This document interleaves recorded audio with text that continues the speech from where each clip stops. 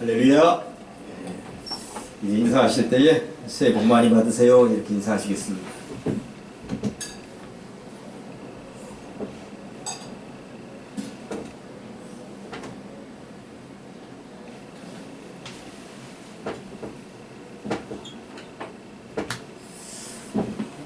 주님을 만난 사람들은 오늘 5번째 시간입니다. 요셉을 만나는 시간이에요. 요셉의 아버지는 야곱이었고요. 요셉의 할아버지는 이삭이었고 요셉의 증조 할아버지는 아브라함이었습니다.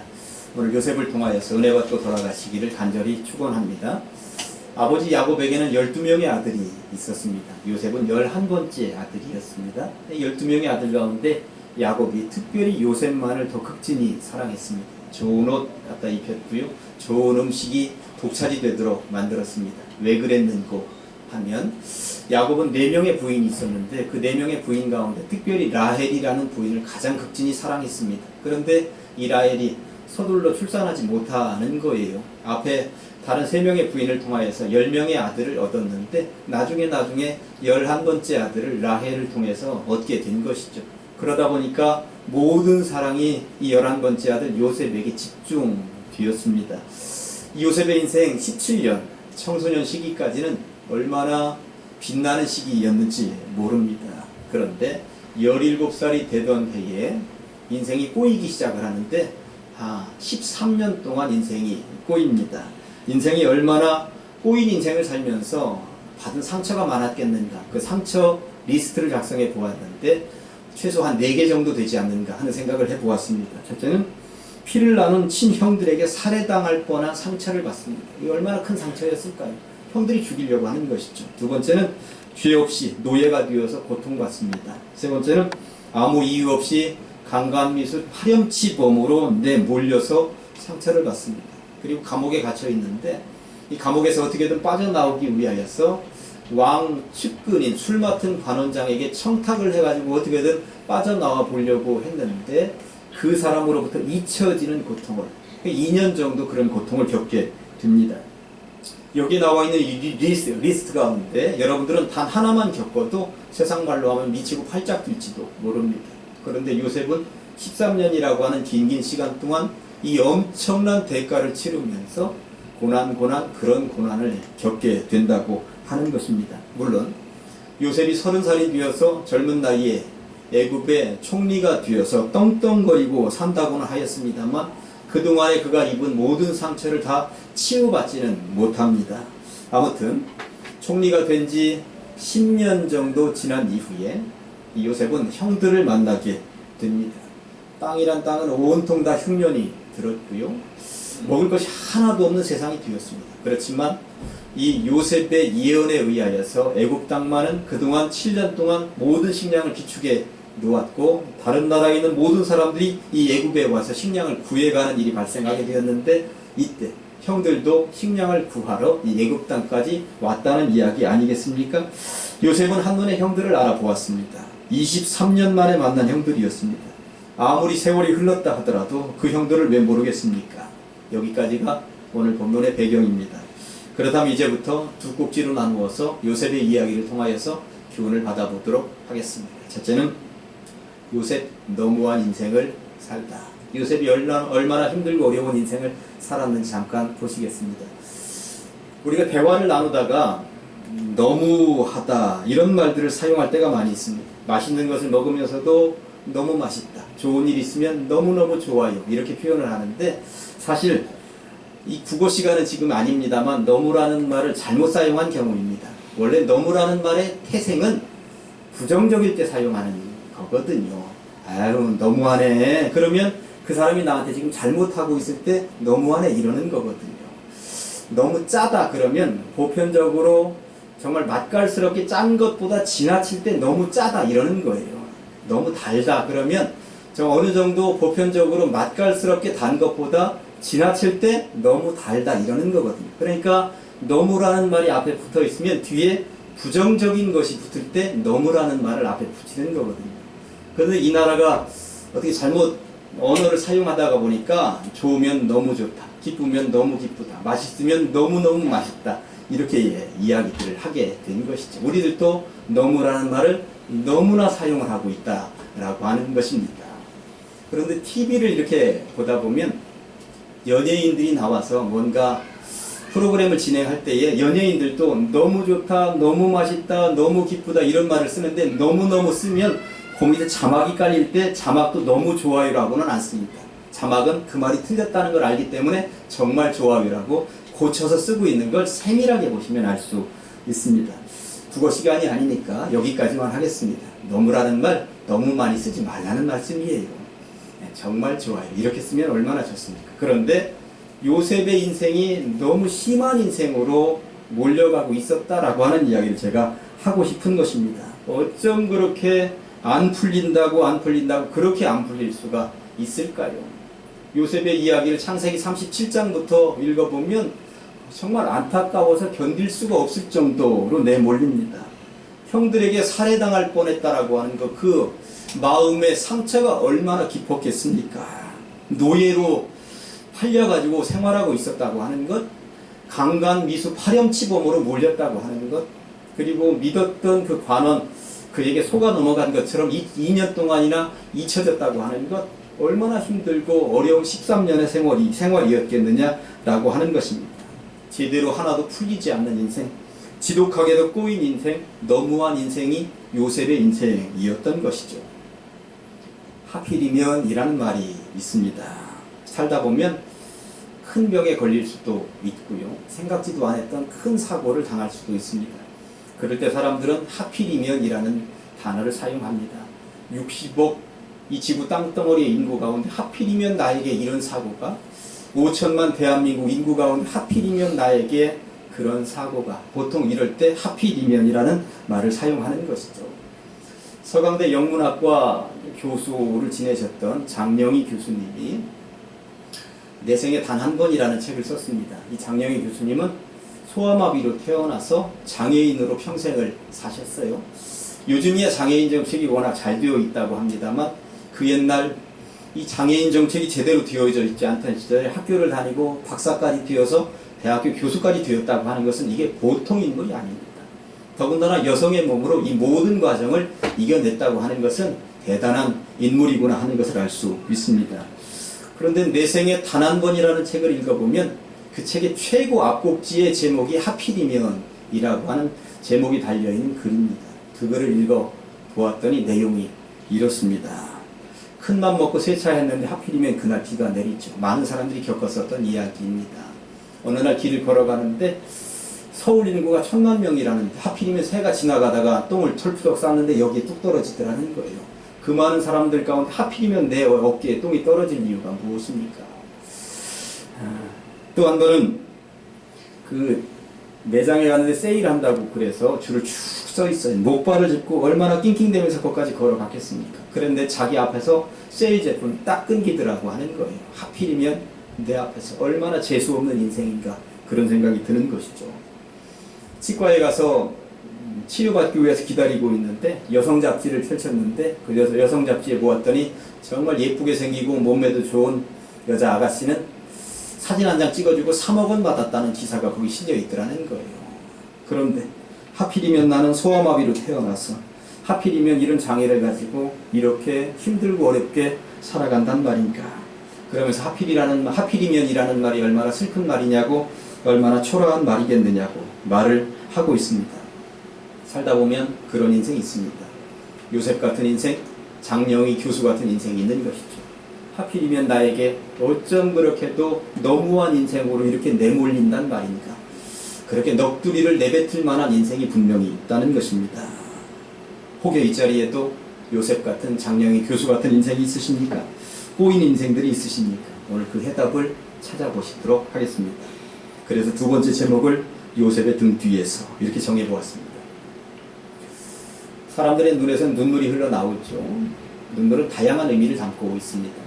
눈물을 과학적으로 분석하면 물 더하기 염분이에요. 아무것도 아닙니다.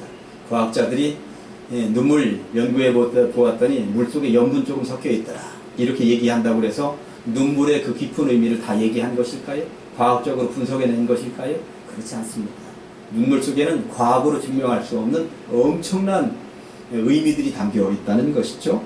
감정적으로 흘리는 눈물에는 세 종류가 있지 않을까 하는 생각을 해보았습니다. 첫째는 슬픔의 눈물입니다. 사랑하는 자를 잃었거나 억울한 일을 당했을 때 또는 정신적으로 큰 충격을 받았을 때 흘리는 눈물입니다. 그 속에는 슬픔, 고통, 이것들을 주체하지 못하고 흘리는 아픔이 담겨 있는 것이죠. 세월호 사고를 통하여서 자식들을 먼저 보낸 부모들의 마음이 아마 그렇지 않을까 하는 생각이 듭니다. 둘째는 잘못을 뉘우치면서 참회할 때 흘리는 눈물들이 있습니다. 용서를 빌면서 정말 마음에서부터 우러나오는 그러한 고통을 담아서 눈물을 흘리면서 용서를 비는 것이죠. 그리고 셋째는 아주 기쁜 일이 있을 때 흘리는 눈물이 있습니다. 정말 감격하고 감동이 있어도 기뻐도 눈물을 흘러나오게 되어 있습니다. 무슨 큰 상을 받았다든지 오랜만에 누군가를 만났다든지 할 때 흘리는 눈물입니다. 여러분들은 어느 쪽 눈물에 더 친근하십니까? 오늘 본문에 보니까 요셉이 울었다는 내용이 자주 등장을 합니다. 1절에도 2절에도 14절에도 15절에도 요셉이 울었다는 거예요. 성경 전체를 통틀어서 이렇게 짧은 분량에 이렇게 많은 울음이 들어있는 대목은 바로 여기밖에 없습니다. 요셉은 그렇게 많이 울었다는 것입니다. 왜 울었을까요? 오랜만에 많은 형제들 만나서 감격스러워서 울었기도 했겠습니다만 지난 고통의 세월이 주마등처럼 지나갔을 것입니다. 저 형들에 의해서 죽을지도 몰랐었던 그 상황, 억울하게 노예 생활을 했었던 상황, 강간 미수업으로 내몰릴 수밖에 없었던 상황, 그리고 관리를 믿었는데 자기의 문제를 해결해주지 못했었던 상황, 그런 모든 상황들이 얼마나 스치면서 지나갔겠습니까? 입지전적인 인물이 되어서 젊은 나이에 애굽의 총리가 되어서 모든 국사를 총괄하는 위치에 있었다고는 합니다만 지나온 세월에 모든 상처들이 치유받지는 못하고 여기까지 왔던 거예요.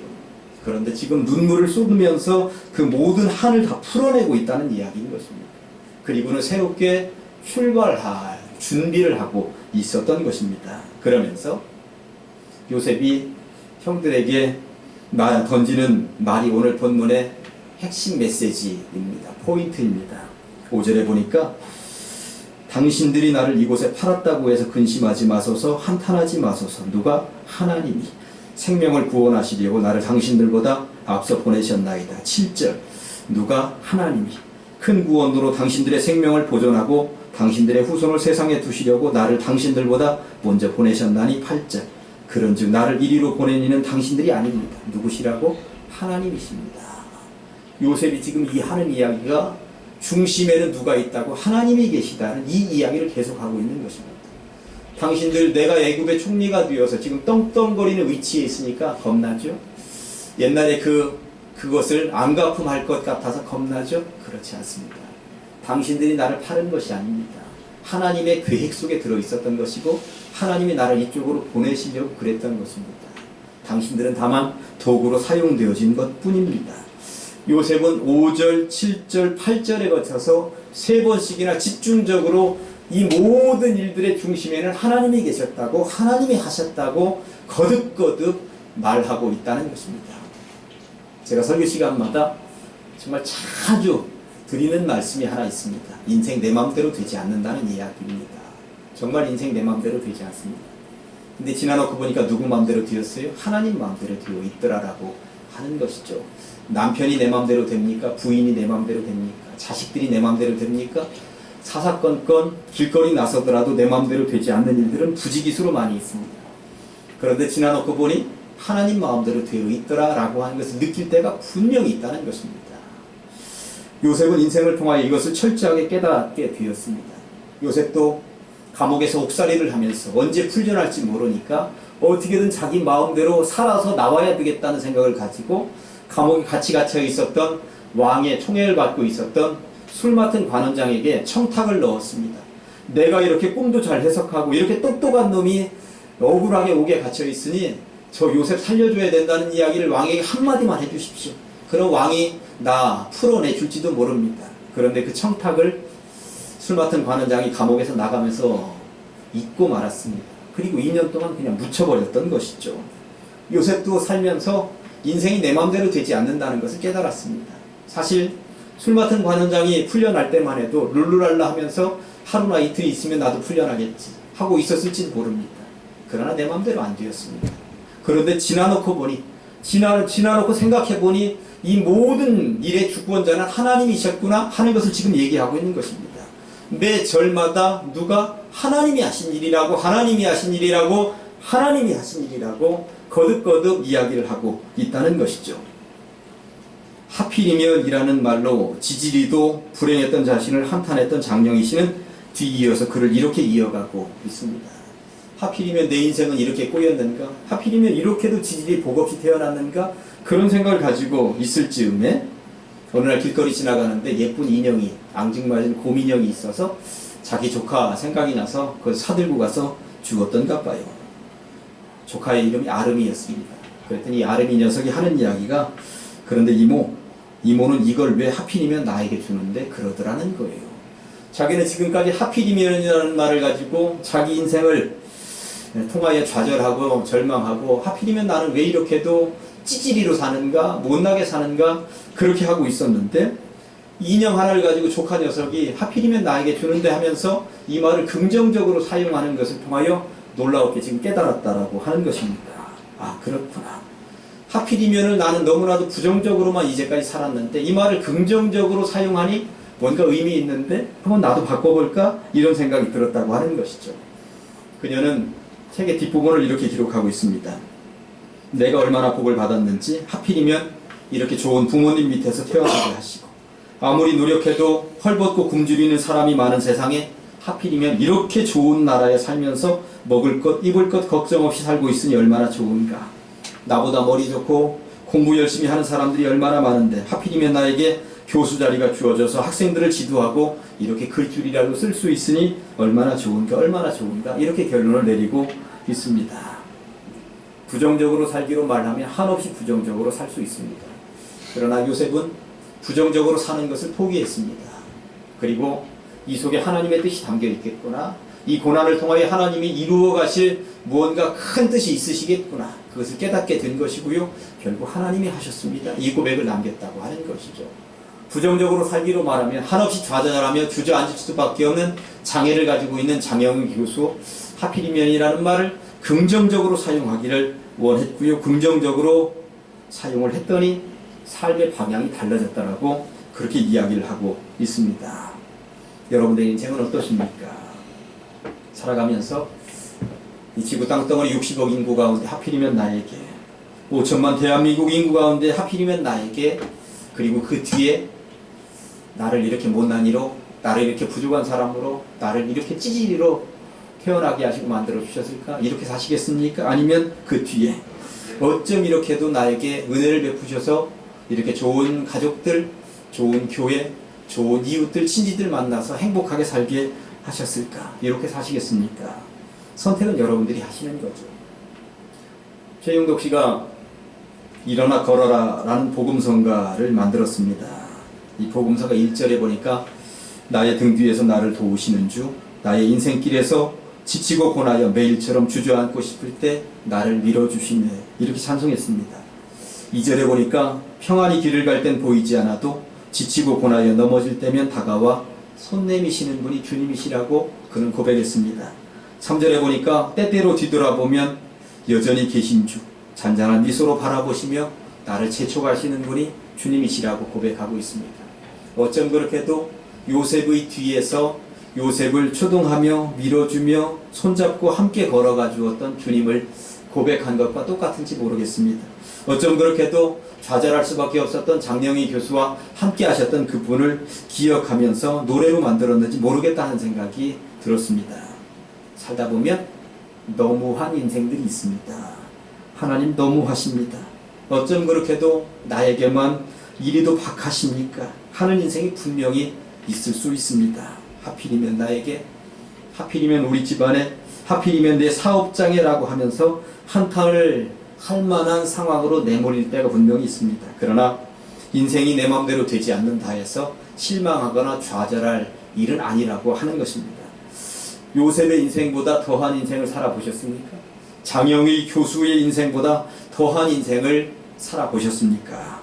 긍정적인 하필이면으로 이겨내 보시기를, 여러분의 등 뒤에서 도우시는 주님의 손길을 늘 느끼면서 살아보시기를, 견뎌보시기를, 승리하시기를 주님의 이름으로 간절히 축원합니다. 기도하시겠습니다. 하나님 아버지 감사합니다. 고유의 명절 설을 맞이하게 하시니 감사합니다. 이번 명절에는 무엇보다도 더 부모님께 효도하게 하시고 신앙의 후진들에게 모범을 보이게 하여 주시옵소서. 오늘 우리는 말씀을 통해 요셉을 만나게 되었습니다. 꼬이고 꼬인 인생이었겠습니다만 어떤 환경에도 좌절하거나 주저앉지 않고 주어진 인생을 올곧게 걸어갔던 그의 삶을 우리 젊은이들도 우리 성도들도 본받게 하여 주시옵소서. 하나님 부디 비웃기는 모든 성도들이 요셉처럼 꿈을 꾸게 하여 주시옵소서. 그 꿈을 요셉처럼 이루어가게 하여 주시옵소서. 그리고 이후에 다 하나님이 하셨습니다 라는 고백을 남길 수 있도록 주님께서 힘주시옵소서. 그리하여 이 시대를 이끌어가는 총리 같은 요셉, 세상의 문제에 해답을 제시하는 요셉 같은 인물들이 다 되게 하여 주시옵소서. 예수님의 거룩하신 이름 받들어 간절히 기도하옵나이다. 아멘.